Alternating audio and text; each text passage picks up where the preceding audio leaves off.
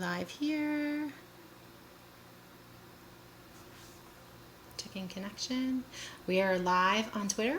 We are live on YouTube. We are live on Instagram now. Wonderful. I'm here with Hana Lehmann. And I oftentimes have trouble pronouncing people's names when I'm meeting them for the first time. I don't have that worry for you because your name is very straightforward. And I'm not meeting you for the first time, which is when I posted about this on Instagram today, I said I'm really excited. You were one of the first people that I reached out to because you're one of the top doulas that I recommend. And I was actually reflecting back this morning to share with everyone else about how I first heard about you was that we had the same doula trainer, Jackie Kelleher. So shout out to Jackie, who's an amazing doula trainer who's back in the area.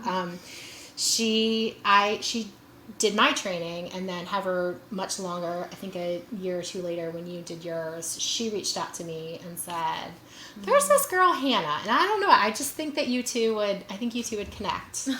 So she told me that. I remember that. She told me that, yeah. And Did so I was like, Hana. And then we emailed, and you were, because you're a world traveler, you're like, well, I'm going to be in Africa for 6 weeks, so we'll have to get together when I come back. Yes. And then we just happened to cross paths at an event where you're like, hey, are you Elizabeth? Yes. And that's how we finally met. And so, and we've crossed paths a bunch of different ways. I don't know, I hope this isn't embarrassing to tell this story.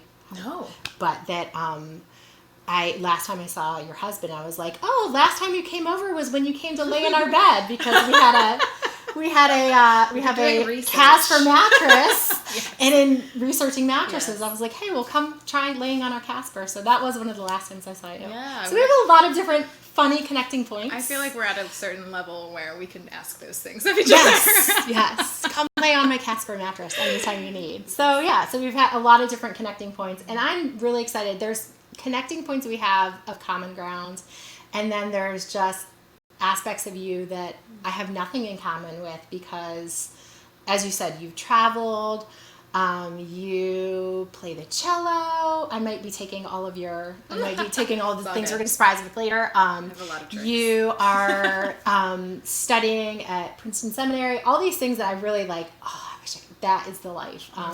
And just giftings that you have that I think are phenomenal. And so I'm thankful for the common ground we have. I'm thankful that the common ground gives me the chance to sit with you so I can show you off for all the other things that I don't have as part of my repertoire. So why don't we'll just start with you sharing about how you got into birth work. Sure. How that came about for you and what iterations of that it's turned into as far as it. We're talking because I so often recommend you as a birth doula, but you do some other things as well. So sure. Tell us all about it. Well, let's see. So I got into birth work for a couple of reasons. I think the stars aligned in different ways. So I was finishing college, and a friend invited me into it. So it was a very close friend who knew my personality, knew who I was, and just said, have you ever heard of a doula? I was like, no, not really. What is that? Please enlighten me. And she's like, no, I'm just going to invite you to this training that I'm putting on, and I think it's perfect for you. So just come, we'll pay for it, yada, yada, yada. So free things are also very helpful. Yes. So I said yes. I'm kind of a person that just says yes, right? And so I said yes to that. I was also finishing up a public policy and education degree. And so that kind of dove me into some of the statistics, and a lot of us who are in this work, we kind of get into it because we start seeing this is not how things should be, right? Whether or not that's from personal experience or from my experience, it was from the numbers, because I don't have any children of my own yet. And so kind of dove into that, and I was also just so tired of academia. I had just written 150-page thesis, which was very rewarding, but also I was like, I'm tired. I need to go back to heart and hands work, and remember how to live as a whole human being. And so this felt like a really good option for that. So I went to the training, got connected with a few different people, and actually Nikki Graham had me come to Two Births with her. Okay. So she's at the birth center. She's the educational coordinator there, but she was also my first doula mentor. And then I got to go to Two Births with her, which were wicked long. I think they were 72 hours or something like that. It was crazy. But she is such a good teacher, and so she said, you can come to these births with me if you will really participate as a doula, right? And so I did a lot of hands-on work. And she said, if you love this after you do this, like for 3 days straight, like you can do this. And so that was very encouraging. So then I ended up loving it and sticking with it. So I always say that, like, I came for the numbers and stayed for the people, because it was just that the relationships were so rewarding. Yeah.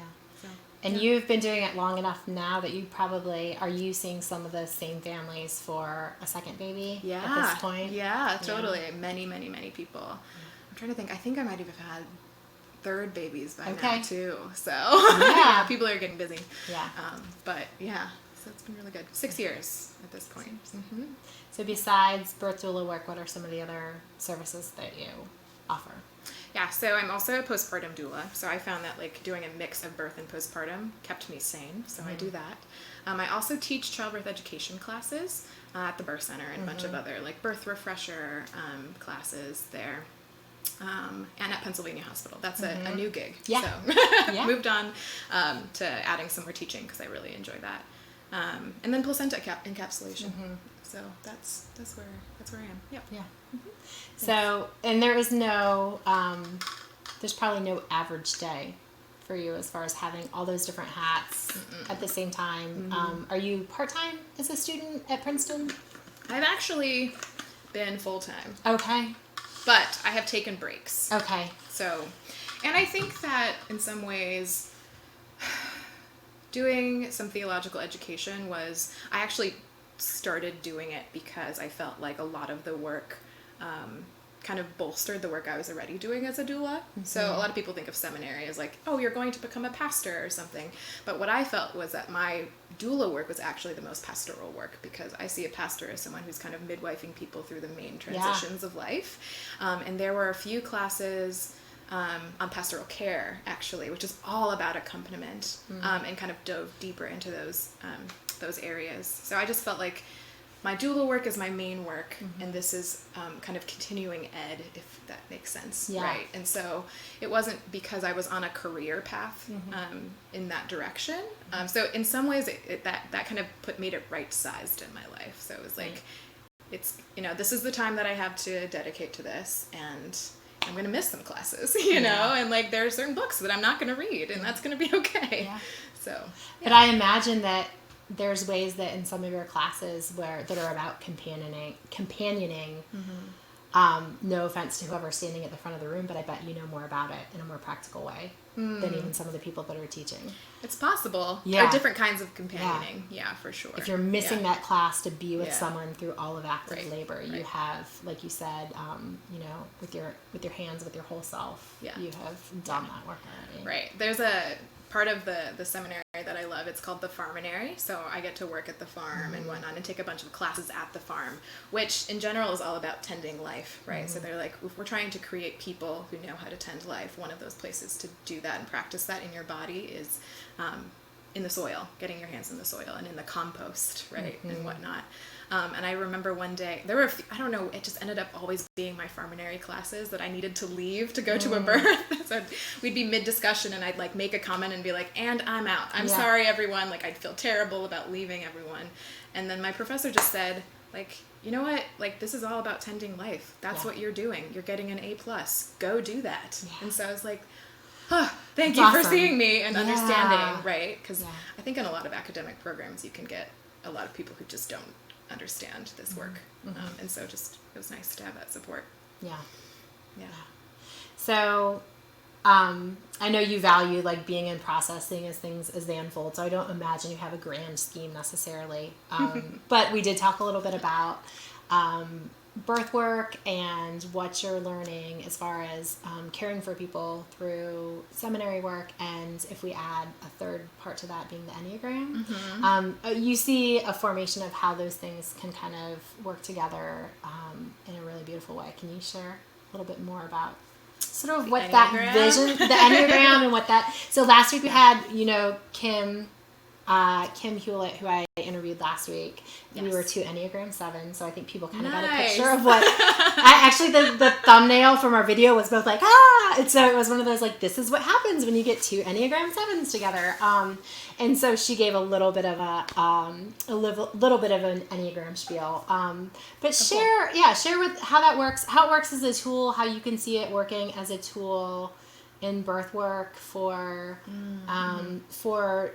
pregnant people, their support people, and for birth workers, which I think is a unique thing that you have to offer. Yeah, absolutely. Next time I'm interviewing you, okay, because I have so many questions. Like, how does a 7, how do you experience being near people who are in pain? Yeah, we'll talk about that. And because I'm on the path to like healthcare chaplaincy and hospice work is sort of my trajectory. Like, what kind of crazy 7 would do that? We'll talk about it. Anyways, so the Enneagram is kind of a personality typing system. It is not a science. Mm-hmm. For me, it's much more of it's a canon of wisdom and kind of some theories that we're working with. But for me, I like refuse to be bound by any rule. So like I've kind of taken the Enneagram work and kind of decided, here's where it matches up and here's where it's not. So, and then kind of moved on from here.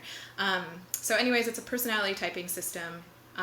Some people may be more, familiar with something like the Myers-Briggs or maybe the Harry Potter typing systems online. There's lots of ways that people have done it. But anyways, I am really excited about doing some work both with birth workers and with expecting people, right?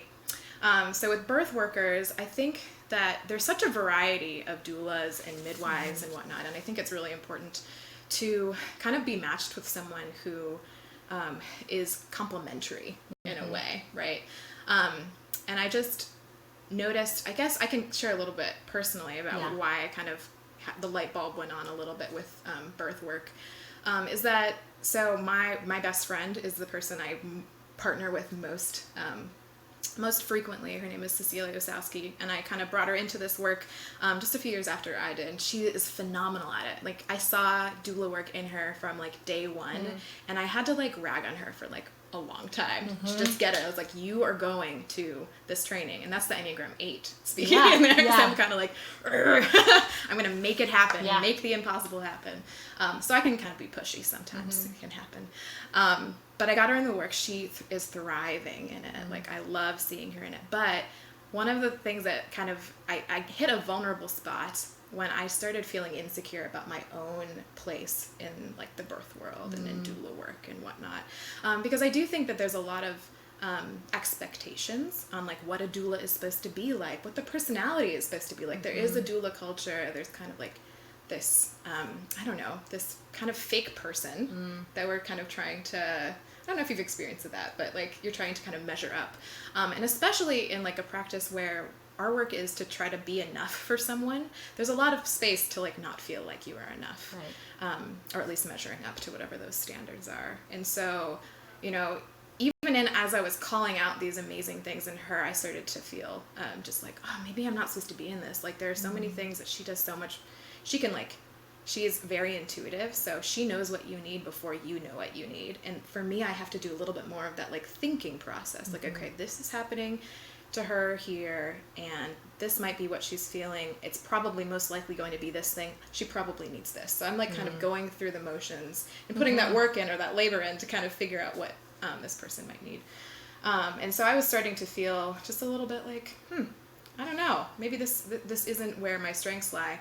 But then in reading the Enneagram and kind of the understanding the challenger subtype a little bit, or personality type a little bit more, I was like, actually, I'm a great advocate. Yes. And I can stand next to you and not actually say anything, and I will exude confidence in you, because I never doubt that you can do it. Like, never doubt that you can do it. Like, I never doubt your strength. Like, I think one of the things that I tend to see very clearly in the people I work with is like their strengths, right? Like, I see it, and I try to like mirror that to them, right? And I'm really good at building trust, right? Because that's integrity is something that's really important to me, and to like something I value with my like challenger personality type. And I'm not afraid of conflict. I'm not afraid of standing up for what is right and what you need, right? So I think that it was a helpful tool for me to kind of see, like, these are my particular strengths. It helps me actually talk about myself in a like a prenatal visit, or when they're a consult. So when they're trying to say, like, who are you as a person? Do I actually want you in my birth room? If I can kind of talk about myself in an accurate way, they can choose me for who I actually am, not because of how many births I have under my belt or what trainings I have or whatnot, but like really for who I am, because a lot of our work as doulas is trying to make the birthing experience human. And so how do I represent myself most accurately as the human that I am? And Enneagram really helps, I think, with that. And I think finding a good match is helpful. I love it. Yeah. I love it. And I think I haven't talked at all about like childbirth classes or whatnot, but I think that we're doing a lot of thin slicing as doulas anyways with our clients. We're trying to understand, what do you value the most, in your birthing experience and in your life, right? And what do you, where do you go in stress? All of these things that I think the Enneagram can actually help people have just language to talk about themselves in a more clear way, more accurate way to their care providers. And so I think that there's just a lot of value. And probably even how a birthing person and their partner work together and interact, because it's going to be, there will be stress in birth for each one of them, and to understand who they are and their strength and who they are and their stress is going to help preserve the best, most humane experience for both of them. Totally. And I think the Enneagram personality types are all about motivation, like what deeply motivates you. And I think that knowing that would really help me understand how to motivate someone towards like the things that they want and desire most. Because like a perfectionist is going to have a different motivation than the adventurer or the epicure, or something like that. Or certain types are going to be much more motivated by like thinking about that baby and their relationship with that baby. And some people, that's actually not going to be helpful to them, right? And so, So if somebody had 1 hour, and if somebody else had 12 hours to devote to understanding the Enneagram better, what would you tell somebody to try to understand it better in 1 hour, and what would you tell somebody if they were going to give 12 hours to it? Yes. So I think there's a podcast that goes through all the types. It's from the liturgists. So the liturgists have a podcast on the Enneagram. It might be like a little bit longer than an hour, but at least it gives you kind of a rundown. Is that the one with Suzanne Stabile? Yes. Okay. I believe it's an interview with her. Yeah. And then let's see, longer. I mean, I'd say go to a training if you could. Yeah. But there are a lot of books out there. So I think the Enneagram in Love and Work is a good option. Too. I feel like it's really practical. Who wrote that? I don't remember. Okay. These things I don't remember. It's easy enough to Google. Yes. If you can Google it, I will send it to you, and you can put it in show notes. Yeah. Or I do think the Road Back to You is a fine book to start with, although it does have a more of like a faith perspective. So if you're looking for something that is kind of not going down that road, there are plenty of other resources like the Enneagram Institute. That's just an online website. We'll go through it, and that doesn't have as much of the kind of like faith perspective from it. So yeah, sounds great. Enjoy. Yeah, let me know. That's exactly what I did. My first introduction is like, I got to figure this out. I listened to that episode of the Liturgist podcast, and then I listened to The Road Back to You. Was my but am I really a 7? And what are all these other What are all these other types? Right. So I'd say that the temptation is to take the test and have the test tell you what you are, which is actually not doing the work. So what you should do is, kind of narrow it down by reading some of the brief descriptions, like narrow it down to like 3 that you might be, and then go deep in those. It's called like the narrative method. Read through those and like pay attention to how you feel. The one that makes like your stomach sink and makes you want to throw the book across the room, that's like most likely the one that's you. The one that says you never finish anything you start. You're like, no. Anyway. Yes. Good. Do you need to get your door? It's not me. Oh, it's not you? Okay. Yeah, we're in this row home where the two doors are right next to each other. You are shared walls on both sides. Yes. I promised something in Instagram that I can't make good on because I was feeling a sense of pride that we both had the butt cheek arches in our house, and I said, and maybe I'll even turn the camera so you can see. But you took your butt cheek arch down, so I'll have to. It's a little uneven. I'll have to take a picture of mine. I didn't realize. I didn't even think of it. Like I thought, oh, look at this beautiful arch we have in our new house, and then. Either in person or on Facebook, you're like, oh yeah, we have that too. We call it the butt cheek arch. I was like, oh god, now all I see is butt all cheeks. You can see. Yes. Yes. But or if you're feeling, it could be breasts. It could be, but it could be a lot of. I'll send a picture so that people can see exactly what that is. Yes. But yeah, so you are in a row home. You live in the city. Mm-hmm. You live in a spot where you can get to probably most of the area hospitals pretty quickly. Yes. Little farther for the birth center, but you have a lot of involvement there as well. Are there any places that, is there a limitation to where you travel, or any places where you especially feel like you have great relationships there that you can especially support people in those birthplaces? Yeah, so my radius is 45 minutes to an hour. Mm-hmm. So at this point, now that I've moved into the city, I used to be in in Delco. Yeah. So then Delaware, Jersey, and PA were available to me. Delaware is now not possible. Right. Westchester is not possible anymore. Right. But most hospitals within a 45, maybe an hour radius are places where I feel comfortable going. I do drive, so that kind of opens up many hospitals to me. I love Einstein Montgomery, even though it's a long drive for me. I still go to the birth center plenty. I would say 50% of my births are at the birth center. Okay. I do like going to HUP and to Pennsylvania Hospital, because that probably means that you live in the city somewhere, and that can be a lot more present in your life. But yeah. Have you ever been to Gentle Beginnings in Elmer? No. You could probably you could get there. Yeah. It's probably just 45 minutes. It's a great spot. Oh, nice. Yeah. I'd love to. I mean, there are a lot of things I'd love to do. I'd love to go to some home births, but I'm just not in their network, right? You have to. Yeah. Yeah. I missed my first and only chance to go to home birth because I was pregnant and in the hospital myself. Oh, and no. the baby was born. It was I do. in the call. So I missed in the call, which is the complete amniotic sac. Yes. Home birth, the mom was kind of in labor for it felt like weeks. Yeah. And then the minute I had to call and say, I'm so sorry, I'm heading to the emergency room, I'm a mess.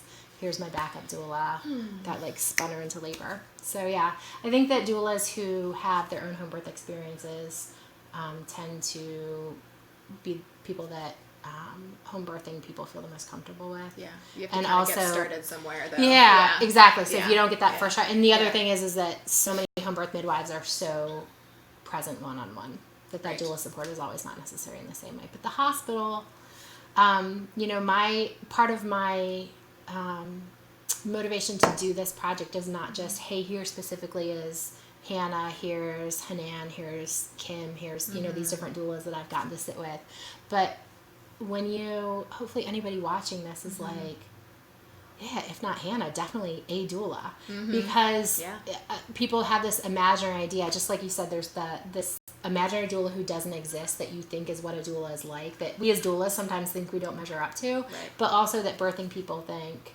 a doula is an idea, not a person. And when they hear your words, they see your facial expressions, they they know what kinds of things you like and don't like and talents you have, and they feel this personal connection, then they realize the great value it would be to bring someone with all of those giftings, with that presence, into a place like the hospital, which, the word hospital it's the same root as hospitality, but it's one of the least hospitable places. Yeah. It's not inherently personal. And so I hope that some people will watch this, and whether it's we need Hannah, it'll be of course we want a doula with someone that has that same spirit and presence about them. That's the right fit for us. Yeah. Yeah. So we said ahead of time we would do this. Can you share with everyone just 10 random, I would call fascinating facts about Hannah? You might just be like, yeah, this is who I am, but I think you live a fascinating life. So tell us 10 fascinating, I'm going to keep track, 10 fascinating things about great. Hana. If I miss anything, let me know. Okay. I'll figure this out. Yeah. Okay, so I'm mixed race Filipino. Mm-hmm. So I'm Filipino American. I speak Mandarin. I have learned how to make sourdough bread, some pretty fantastic sourdough bread over the last year. Nice. I love Jane the Virgin. It's so good. So good. I would give up every other show. Yes. Just for Jane the Virgin. Just for that one. There's a lot of episodes. You'll probably be fine. Yeah. I tore through all of them in like 3.5 weeks. Yeah. Up until this last season, and I watched week by week. Nice. So good. Watch Jane the Virgin, definitely. Yes. Okay. Absolutely. What else? That was. I think that might have only been 4. I play the cello. Yes. And I can sing at the same time. That's great. Let's see. What else? I'm from South Dakota. Mm-hmm. Grew up on the res, actually. I am a certified yoga teacher. Mm-hmm. Are you currently teaching anywhere in Philly? I'm not. I don't have time. Yeah. So like my clients get, the special treatment, but yeah, they don't have time. Yeah. Unfortunately. What else? Or where are we at? You just got back from Shanghai? Oh yeah, I just got back from Shanghai. I mean, yeah. As we all did, right? We all just got back from Shanghai, right? One more. We talked about seminary already. Mm-hmm. Do you have any like fun claim to fame? Another way I like to phrase this. I mean, you are unique already, but like if you were walking into a room of 1,000 people, is there anything that you're like, I'm pretty sure this is only true of me? I don't know. I feel like I get that a lot just because of being from South Dakota around here. So I don't know if there's like an actual claim to fame. Swarthmore? Yes. Okay. Yes. Okay. Yes. How about this? My favorite. Oh, your sports skill. I'm a gymnast. Oh, but aren't you like I'm ultimate frisbee? You played ultimate frisbee. I played ultimate frisbee. And was that like an organized team, right? That Yes. wasn't just like, hey, it's Saturday, you want to play ultimate frisbee. You were like, yes, on an organized team. Yeah, I did a lot of athletics. I was the kind of like student in college who I would say I was well-rounded. Yeah. Because every night I was at a dance class. I was in a dance company. Yeah. Played ultimate frisbee. Was a pole vaulter. Wow. I just got around. How do you do all these things? I have a 7 wing, and so that means that I really like variety. Mm-hmm. And so those things excite me. Yeah. Okay. Yeah. I think we're probably coming up on our time. I love that there are so many different facets to you. So I think that it's so many different things for people to be able to enjoy if they are going to spend where you might be with someone for 3, 4, 5, 6 hours, or 36, 37, 38 hours. That's one of the beautiful things about being a doula is that it's, you offer this professional service, but it's so personal. And I think you're a person that people would really enjoy having as a doula. Oh, thank you. So we'll have all of your contact information along with the blog, and so people can get in touch with you. Yes. And I'm going to have to get Cecilia in the seat at some point too, right? Yeah. For sure. She's sleeping right now because we're sharing an overnight client right now. Okay. So she was at the overnight last night. Okay. So, I can do, middle of the night. Show up. Right. I can adjust your sleep schedule. So, right. She's probably okay sometime in the afternoon. Yeah. But definitely I love her. She's great. And if any of you who are listening are interested in the Enneagram, already know something about it, and would be willing to have a conversation with me about it, because I'm looking for people who are both birth workers and people who have had babies and gone through the birthing experience to kind of interview about how the Enneagram might have impacted their experience, or how it might help them understand their experience. So if you're already kind of well-versed, or have dipped your toes in the Enneagram, I would love to talk to you. Like that. So this is my little pitch. I really need more stories. I have some theories, but I need more meat on the bones. Yeah. So, yeah. Good. Thanks for your time. Absolutely. This was great. This was great, wasn't it, everybody? I'm sure that